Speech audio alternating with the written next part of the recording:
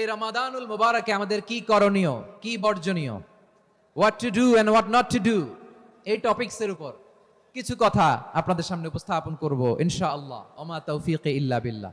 আমার প্রিয় ভাইয়েরা, আমি আমার খুতবার শুরুতে সূরা বাকারার 185 নম্বর আয়াত তেলাওয়াত করেছি, যেখানে আল্লাহ তাআলা কোন মাসে কোরআন আল কারীমকে, মহাবিশ্বের মহাবিশ্বয় কোরআন আল কারীমকে এই পৃথিবীতে নাজিল করেছেন সেটা আমাদেরকে জানিয়েছেন। আল্লাহ তাআলা ইরশাদ করছেন, শাহরু রমাদানাল্লাযী উনজিলা ফীহিল কুরআনু হুদাল লিন্নাস ওয়া বাইয়িনাতিম মিনাল হুদা ওয়াল ফুরকান।